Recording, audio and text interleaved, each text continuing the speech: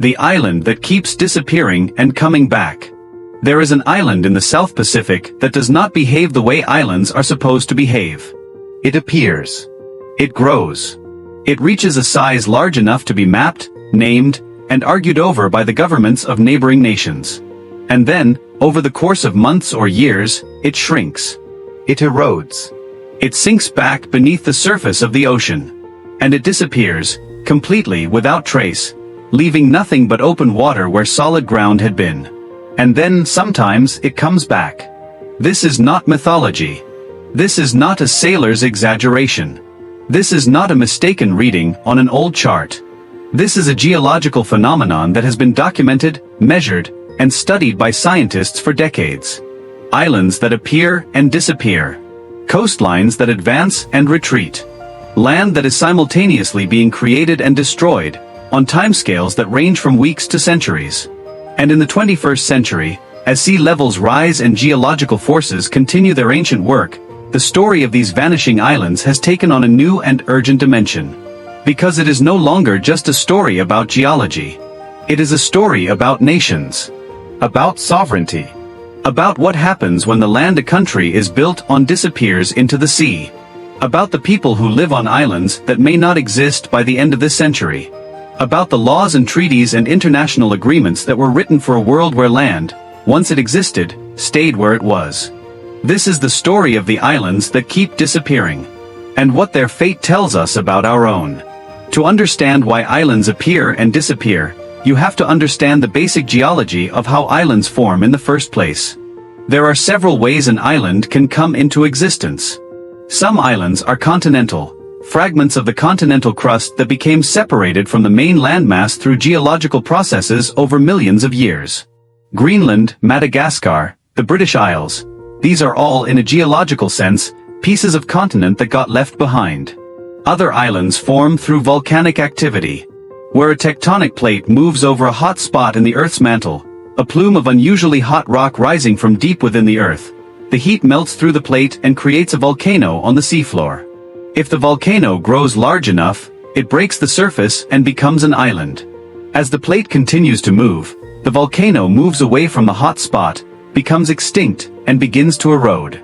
Meanwhile, the hot spot creates a new volcano behind it. This is how the Hawaiian Islands formed, a chain of islands of decreasing age, stretching northwest across the Pacific, each one a former volcano that has been carried away from the hot spot that created it. But there is a third type of island formation that is particularly relevant to our story. The volcanic island that forms not from a hot spot but from an active volcanic system at a mid-ocean ridge or a subduction zone. These islands can appear dramatically and rapidly. A submarine eruption breaks the surface, a new island emerges from the sea, and they can disappear just as rapidly, eroded by waves and weather before they have had time to consolidate into stable land. These ephemeral islands, geologically young, often composed of loose volcanic material rather than solid rock, subject to the relentless erosion of the ocean, are the ones that appear and disappear on human timescales. Not over millions of years. Not over thousands of years. But over decades. Sometimes over months. The most famous of these ephemeral islands, the one whose repeated appearances and disappearances have been most closely followed, is a small piece of land in the Tyrrhenian Sea, off the coast of Sicily, known variously as Ferdinandia, Graham Island, Julia, and Isle Julia. Its story begins in the summer of 1831. In June of that year, sailors in the Tyrrhenian Sea began reporting strange phenomena. Dead fish floating on the surface. The smell of sulfur. Water that seemed to be boiling in patches. Columns of steam rising from the sea. On July 10, 1831, a British ship reported a large waterspout, a column of water and steam shooting upward from the sea surface. Within days, a small volcanic cone had broken the surface. It grew remarkably fast. Within weeks, it had reached a height of over 60 meters above sea level and a circumference of nearly 5 kilometers. It was solid enough to walk on. It was large enough to be visible from the Sicilian coast. And immediately, the neighboring powers began arguing about who owned it. Britain claimed it, naming it Graham Island after the British First Lord of the Admiralty. The Kingdom of the Two Sicilies, the Italian state that controlled Sicily at the time, claimed it, naming it Ferdinandia after their King Ferdinand II. France claimed it, naming it Isle Julia because it had appeared in July. Spain sent a ship and considered its claim. It was, briefly, one of the most contested pieces of real estate on Earth. Strategically positioned in the central Mediterranean. A potential base for naval operations. A coaling station. A prize worth having. And then it sank. By January of 1832, less than 6 months after it appeared, Ferdinandia had eroded below the surface of the sea. The arguments about sovereignty became moot. The island was gone. But not forever. Ferdinandia is a submarine volcanic feature. It sits on an active volcanic system, and it has shown signs of activity multiple times since 1832. In 1863, it nearly broke the surface again. In 2000, scientists monitoring the area detected increased volcanic activity, raising speculation that the island might re-emerge. Italian scuba divers, apparently concerned that if it did reappear it might be claimed by another nation, placed an Italian flag on the underwater peak. The island has not reappeared, yet. But the geological conditions that created it have not changed. Ferdinandia is the most historically colorful example of a vanishing island. But in the 21st century, the phenomenon that is causing islands to vanish has changed. It is no longer primarily geological. It is primarily climatological. Sea level rise, driven by the warming of the Earth's climate through the accumulation of greenhouse gases in the atmosphere, is threatening the existence of low-lying islands around the world. Not the dramatic volcanic islands of the Tyrrhenian Sea that appear and disappear on their own geological timetable, but inhabited islands. Islands that have been home to human communities for hundreds and thousands of years. Islands where people were born, where their parents were buried, where their languages and cultures and traditions developed. These islands are disappearing not because of volcanic activity or geological instability. They are disappearing because the ocean is rising around them. The numbers are stark. The global average sea level has risen by roughly 20 centimeters since 1900. The rate of rise is accelerating. The current rate is approximately 3 to 4 millimeters per year, and it is increasing. Depending on how much greenhouse gas humanity continues to emit, sea level projections for the end of the century range from roughly half a meter of additional rise in the most optimistic scenarios to more than a meter in the more pessimistic ones. Some analyses suggest that under high-emission scenarios, sea level could rise by 2 meters or more by 2100. For a low-lying atoll whose highest point is 2 meters above sea level, the difference between those projections is the difference between a difficult but survivable future and complete inundation. The Maldives is the country that has become the global symbol of this threat. The Maldives is an archipelago nation, a country made up entirely of islands, located in the Indian Ocean, southwest of Sri Lanka. It consists of approximately 1,200 coral islands, grouped in 26 atolls. The total land area of the entire country is less than 300 square kilometers, smaller than many cities. And it is extraordinarily flat. The average elevation of the Maldives above sea level is approximately 1.5 meters. Its highest natural point is less than 3 meters above the sea. There is no high ground. There is no place in the entire country to retreat to if the sea rises.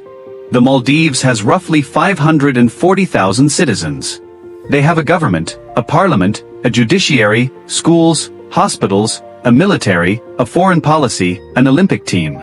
They are a fully sovereign nation that has been a member of the United Nations since 1965. And their country may be uninhabitable within this century. The then president of the Maldives, Mohammed Nasheed, held a famous cabinet meeting underwater in 2009.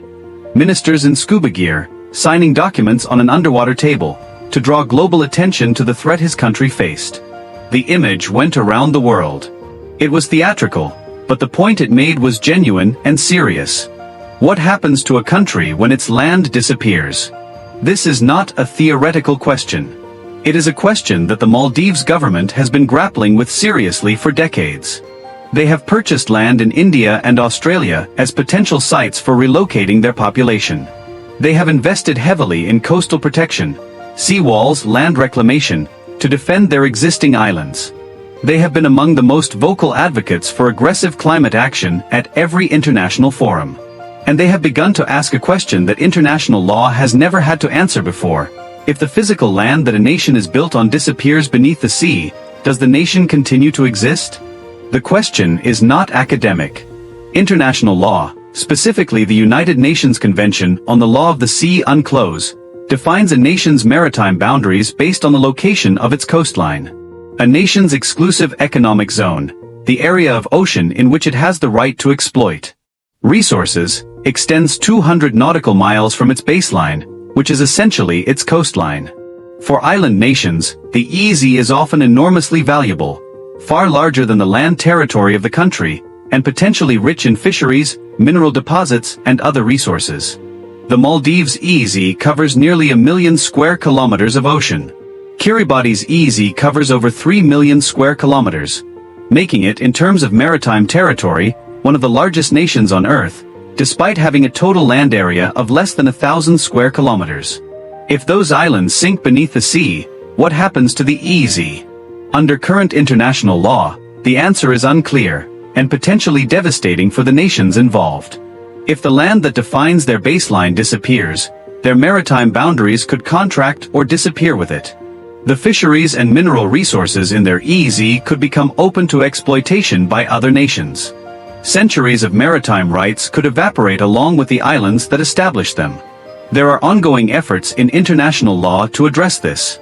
Some legal scholars argue that a nation's maritime boundaries should be frozen, locked in place based on current coastlines, even if those coastlines change due to sea level rise. In 2021, the Pacific Islands Forum adopted a declaration asserting that their maritime zones should remain unchanged regardless of sea level rise. Some individual nations have passed domestic legislation making the same argument. But these declarations have not been tested in international courts. The legal framework for a world where inhabited islands disappear beneath the sea has not been written. We are living in the gap between the world we have and the legal architecture we need. Kiribati is another nation confronting this reality with particular urgency. Kiribati, pronounced Kiribati, is a small Pacific island nation consisting of 33 atolls and reef islands spread across an area of the Pacific Ocean roughly the size of the continental United States. Its total land area is about 800 square kilometers. Its population is approximately 120,000 people. It is, in several respects, extraordinarily vulnerable. Its islands are low-lying, many of them barely above sea level. It sits in a region of the Pacific where sea levels are rising faster than the global average. It is also subject to El Niño events that can cause temporary additional sea level increases, flooding islands that might otherwise remain above water. The president of Kiribati, Anodi Tong, spent much of his presidency, from 2003 to 2016, traveling the world trying to draw attention to his country's situation. He purchased approximately 6,000 acres of land on the Fijian island of Vanuatu as a potential relocation site for his country's population. He became one of the most recognizable faces of climate advocacy. His successor, Taneti Mamau, took a different approach, emphasizing adaptation and resilience, arguing that Kiribati should fight for its survival rather than planning for relocation. The government has invested in land reclamation and coastal protection. The argument between adapt and stay and plan to move, between resilience and relocation, is one that many threatened island nations are having internally, and it is not a simple one. It involves not just the physical question of whether adaptation is possible, but the cultural, psychological, and political question of what it means to leave the place your people have called home for 1,000 years. Tuvalu is perhaps the most poignant case. Tuvalu is a tiny Pacific island nation. 9 atolls, 26 square kilometers of land, approximately 11,000 people. It is the 4th smallest country in the world by land area. Its highest point is 5 meters above sea level. In 2023, Tuvalu became the first country in the world to create a digital nation, a virtual version of itself that would exist even if its physical territory disappeared. The Tuvalu government signed an agreement with Australia that includes a pathway for Tuvaluan citizens to migrate to Australia, effectively creating a situation in which the nation's population might relocate while the government attempts to maintain the country's legal existence through digital means. Tuvalu's Foreign Minister Simon Kofe became famous for a video he recorded standing knee-deep in the ocean, in his suit, speaking to the COP26 climate conference in Glasgow in 2021. He did not fly to Glasgow. He recorded the video in Tuvalu in the sea, to make a point about where his country was heading. "We are sinking," he said. "But so is the rest of the world." The image, a government minister, formally dressed, standing in the rising sea, became one of the defining visual documents of the climate crisis. Not all disappearing islands are sinking. Some are being eaten. Coastal erosion, the physical removal of land by wave action, current and storm surge, is accelerating in many parts of the world. The combination of sea level rise, which allows waves to reach further inland, and the increased intensity of storms driven by a warmer climate, is causing coastlines to retreat at rates that would have seemed impossible a century ago.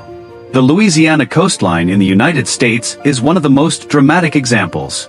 Louisiana has lost over 4,900 square kilometers of coastal land since the 1930s. That is an area roughly the size of Delaware gone. The rate of loss has sometimes reached an acre every 33 minutes. The causes are complex and partly human-made. The Mississippi River, which once deposited sediment that built up the Louisiana coast, was channeled and levied in ways that reduced that sediment delivery. The oil and gas industry drilled wells across the coastal wetlands, and the extraction of subsurface fluids caused the land to subside. The canals cut for oil and gas pipelines allowed saltwater to intrude into freshwater marshes, killing the marsh vegetation that held the soil together. The result is that the Louisiana coastline is dissolving. Islands that appeared on maps 50 years ago are gone. Communities that have existed for generations are being abandoned. The city of New Orleans, which sits below sea level behind a system of levees, is slowly sinking. This is not happening on a geological timescale. It is happening now, within living memory, on a human timescale that people can observe and experience. In the Arctic, islands are disappearing for yet another reason. Permafrost, ground that remains frozen year-round, is thawing as Arctic temperatures rise at a rate roughly 4 times faster than the global average. And many Arctic islands, particularly in the Russian Arctic and in northern Canada, are composed partly or largely of permafrost. When that permafrost thaws, the ground loses its structural integrity. It slumps. It erodes. It washes into the sea. Muostak Island in Russia's Laptev Sea, once a substantial island large enough to have been used as a reindeer grazing area and a weather observation station, has been losing land at an astonishing rate. Some estimates suggest it has lost more than 100 meters of coastline in a single year. The island is literally dissolving. Similar processes are occurring across the Arctic. Islands that have appeared on charts for centuries are shrinking visibly. Coastlines that have been stable for thousands of years, held in place by the rigidity of frozen ground, are suddenly mobile. For the indigenous communities that have lived in these regions for millennia, communities whose relationship with the land is not just practical but spiritual and cultural, the loss is not measured only in square kilometers. It is measured in the disappearance of places that are embedded in language, in story, in identity. There is an island in the Pacific that represents the strange intersection of all these forces: geological, climatic, legal, human. Hunga Tonga, Hunga Harapai, was a small volcanic island in the Kingdom of Tonga. It had formed through previous volcanic activity, was largely uninhabited, and attracted scientific attention primarily because it was a rare example of a new island that had survived long enough to develop soil and vegetation. On January 15, 2022, the volcano beneath it erupted. The eruption was one of the largest in recorded history. The explosion was heard as far away as Alaska, over 9,000 kilometers. The pressure wave it generated circled the Earth multiple times. The tsunami it triggered reached coastlines across the Pacific and as far as the Atlantic. And the island essentially ceased to exist. The eruption removed most of the land that had been Hunga Tonga, Hunga Harapai. What had been a growing vegetated island, a place that scientists had been watching as an example of how new islands develop, was reduced to a small remnant in hours. It appeared. It grew. It was studied. It exploded. The geological forces that create and destroy islands operate on their own schedule. Climate change accelerates the destruction. Human activity, the channeling of rivers, the drilling of wells, the draining of wetlands, contributes to the loss. The legal frameworks we have built for a stable world struggle to keep up with a world in motion. The islands that are disappearing are not just geographical features on a map. They are homelands. They are the places where languages developed that exist nowhere else on Earth. where fishing techniques were refined over hundreds of generations, where navigation traditions were maintained that allowed people to cross thousands of miles of open ocean using only the stars and the swells, where burial grounds hold the ancestors of living communities, where the concept of home is not a choice but a birthright. When an island disappears, it does not just remove land from the map. It removes a place from the world. And with it, it removes something that cannot be relocated, cannot be digitized, cannot be preserved in the memory of a diaspora, the specific irreplaceable relationship between a people and the particular piece of earth they have called home. This is what the rising sea is taking. Not just land. Lives, yes. Livelihoods, certainly. The physical capacity to survive in place, absolutely. But also something harder to quantify. A relationship between people and place that took 1,000 years to develop and that cannot be rebuilt somewhere else, no matter how much land Australia purchases on behalf of the Tuvaluan government. What does the future hold for the world's disappearing islands? The honest answer is, it depends on choices that humanity has not yet made. If greenhouse gas emissions are reduced dramatically and rapidly, if the most ambitious targets of the Paris Agreement are met, sea level rise by the end of the century might be limited to 0.5 meter or so. That is still significant. It will still cause damage, displacement, and loss. But it is a future in which many threatened islands remain habitable, in which adaptation is possible, in which the communities that live there have a fighting chance. If emissions continue on their current trajectory, if the warming that has already been locked in by past emissions is compounded by future emissions, sea level rise could reach 1 meter, or 2 meters, or more by 2100. In that future, many of the low-lying atolls that are home to Pacific island nations are not just threatened. They are gone. The difference between those futures is not geological. It is political. It is the aggregate of decisions made by governments and corporations and individuals.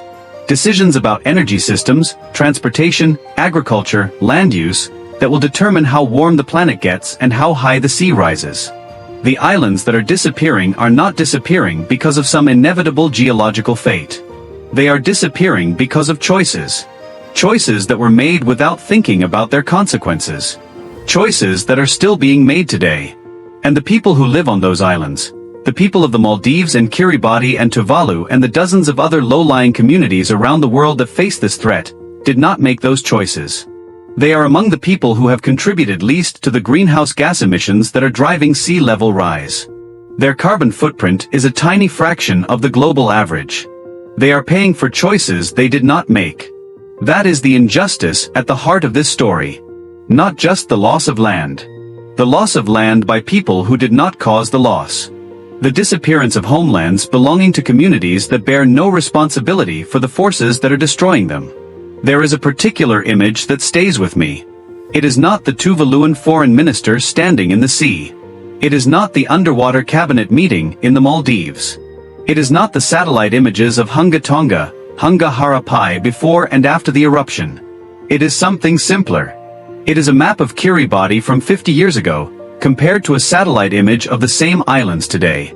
You can see in the comparison, how some of the smaller islands have changed shape. How some of them have lost land on one side and gained it on another, as the sand moves and the currents shift. How the outline that was fixed on the map is actually fluid, actually in motion, actually alive in a way that maps, which by their nature present the world as stable and static, cannot fully capture. Islands, it turns out, have never been as permanent as we thought. We built our maps, our laws, our national boundaries, our concepts of sovereignty and territory on the assumption that the land would stay where it was. That the ground beneath our feet was solid and fixed and reliable. The disappearing islands are telling us something we perhaps should have known all along. Nothing is permanent. Not land. Not nations. Not the geography we inherit. The only question is how we respond when the things we assumed were fixed turn out to be fluid. The ocean was here before us. It will be here after us. The question is not whether it will take back the land it temporarily ceded to volcanic activity and coral growth and human habitation. The question is how many people we will allow it to displace along the way, and whether those people will have any say in the decisions that are sealing their fate. The island keeps disappearing. The question is what we plan to do about it.